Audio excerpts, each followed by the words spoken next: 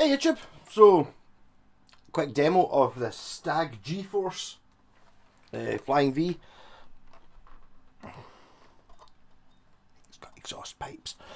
Yeah, so these, I remember these kicking about on eBay. I remember that there was an end of run B-stock ones, they had stopped making it for a few years, and these were, they weren't stupid cheap. They were like 100 and something quid, 110 quid, like used, new old stock, sort of 5 years old type thing. I think they were maybe about 200 new. There's this one, and there's a orange. I don't think it's wood. It might be a sort of orange see-through varnish, poly, as opposed to being solid orange paint. But there's an orange one, and there's also a Telecaster, which my pal Blacktooth Fox has one. If you type that in, it's basically a really cool orange. I don't know if you can get the Telecaster in black. Anyway, I'm not even sure I've actually ever seen a black one now I think about it. I thought they were always orange. But anyway, so Flying V, the reason I never actually bought one of these, to be honest, is because it's got the 6-a-side headstock, but I'm not hating it, to be honest. I'm quite happy with it. Also, I've had a STAGG Flying V before, and do this, you don't notice until you do this, but especially in this one. But that's it level. So the two wings, if you want to call them, are not even. There's a bucky caster. I made just a regular stag body, so this horn should be this much longer to make it symmetrical, but you can't see it because it's got exhaust pipes, and it's got a checkerboard stripe down the middle, which I rather like. It's just a bolt-on neck. I'm going to assume it's a I'm going to say it's Strat scale, even though it shouldn't be. It should be Gibson scale.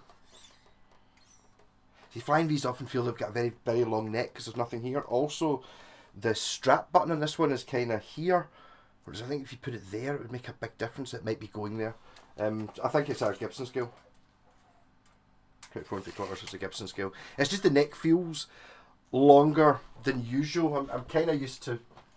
I'm sort of used to Flying V's. I've got one, but I think maybe see if the strap was there like it is on my Flying V, the whole guitar would just sit there. The neck wouldn't seem as long. So that's why I was right about that.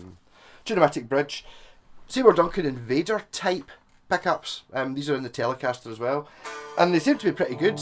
I don't like the way the controls are laid out. It's like this is the bridge volume, this is the neck volume, and this is a master tone. I want that to be the bridge volume, and that to be the neck volume. But this will probably be getting J-packs, so when I build it back up again, I'll put them the right way around.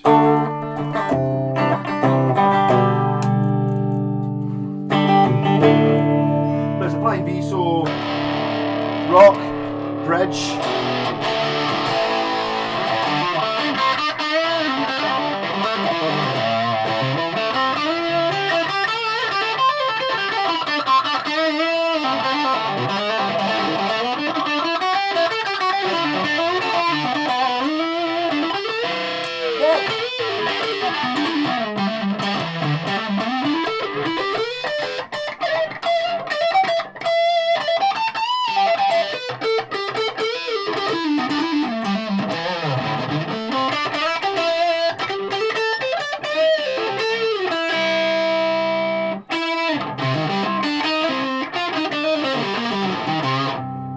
Yeah, so I've not done anything to this apart from give it a good clean.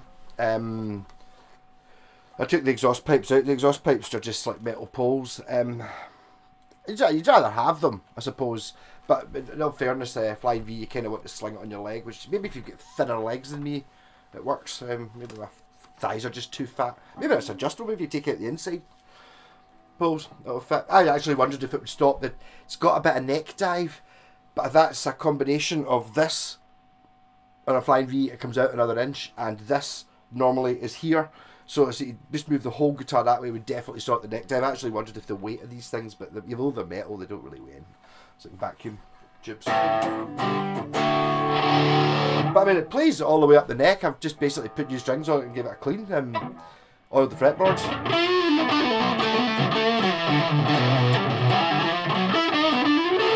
STAGG are genuinely, they're one of my favourite go-to guitars. They're just so, I think you still have to be a wee bit savvy about it. I think some of the cheapest ones they do, you know, like the very cheapest ones are maybe just because they're so cheap. But once you get up to ones that were a couple of £100, £300, you know, 20 years ago, you're getting basically I think it's a Samick built Korean guitar. So you're basically getting something that's, I mean, is this better than the Epiphone Flying V? As a musical instrument, it's kind of not really better. It's the same, really. It's just made in the same factory. You know what I mean? Okay, the Epiphone one's worth hundreds of pounds because it's got a set neck, which is just because Flying V's are meant to have set necks, because that's what the internet says. There's no point in... I've got perfect high fret access in this.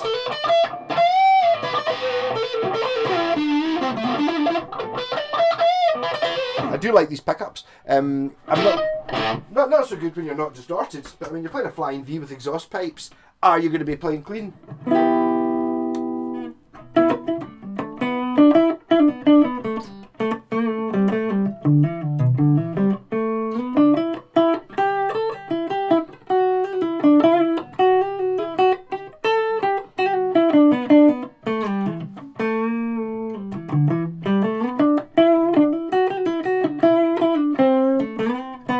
Could do with a better fret polish.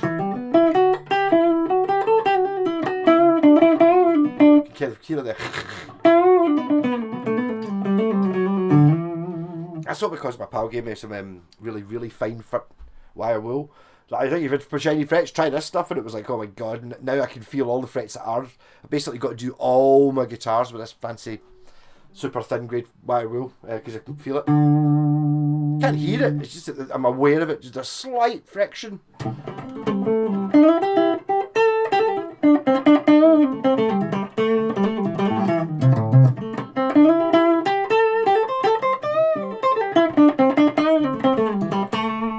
So I mean, I'm still on the lookout for the telly. I'll probably end up buying it if I ever see it. This one, I mean, okay, I'm glad it's got the exhaust pipes just for the cheese value, but I'm pretty sure the exhaust pipes are good coming off and are just getting put in the gig bag and staying there. It's too good for Flying V to get stuff like that. Or maybe got it up to, maybe I sling it a bit lower. It makes it even worse. Well, no, you know, like that. Give that a wee bit of a squeak.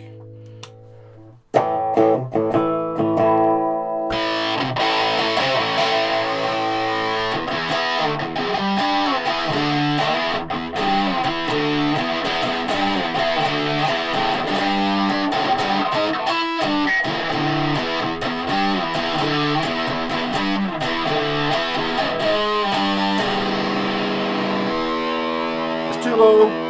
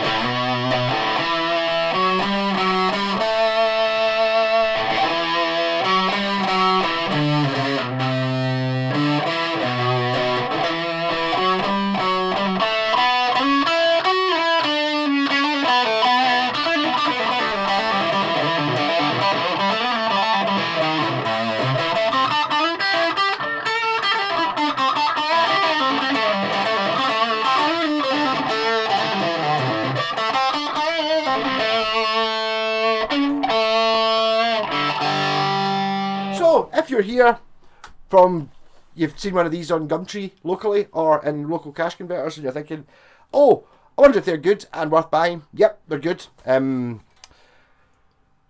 Obviously, maybe the one that you're seeing in cash converter has been reversed over by a car, it's got a snap neck, might not be good. But you know what I mean? Just going from general quality, pickups, good, pots and stuff, good. This guitar was manky. The frets on this one are brilliant. It's got binding on it. It plays really well without any setup whatsoever. Good tuners, good solid guitar, very cool. I think I know this one's going to be getting J-packs probably, but I mean I would recommend not. If you just buy one of these and just keep it the way it is, I think it's going to be worth money at some point. Well, if you're talking about paying less than 100 quid for it, sort of thing, you can't really lose. It's easily, basically, I've seen one for 120 quid on Gumtree. Is it worth that? Is it a £120 guitar? It easily is a £120 guitar. New strings, bit of a clean, and yes, definitely. Assuming you like the look of it. I mean, what's not to like? I've changed my mind about the headstock. I quite like it. It's got a sort of sharky look to it. I think, although I mean, obviously the jet engines are cool, but if you're like me and you want to be slinging this on the inside of your thigh, wielding it like a huge penis, you really don't want. Maybe they're fine for the girls or something like that. I just put smoke bombs in them. But good fun guitar. I've actually been watching Mad Max, so it's a very Mad Max guitar. Obviously, if you don't know if you've seen the Turbo Lover guitar Jen did, the one where it's like I put in all the types of pickups. So it's got like a mini humbucker, a Telecaster one. I can't even remember, a P90, a Filtertron. It's 5 different pickups, something like that. It was kind of meant to be the Mad Max thing. This one's already got exhaust pipes, so maybe Turbo Lover 2.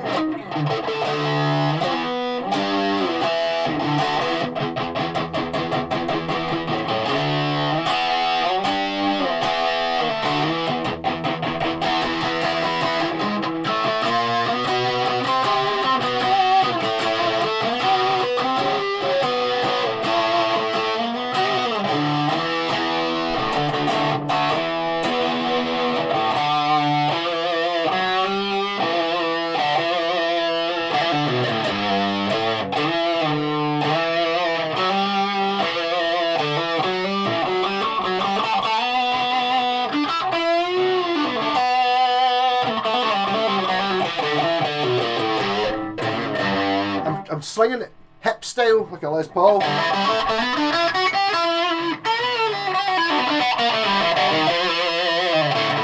Yeah, so sorry, it only meant to be 10 minutes. Yes, if you like the look of this and you're quite fancy playing electric guitar, or you're fancying a Flying V, all the coolness of a Flying V. This is a Flying V.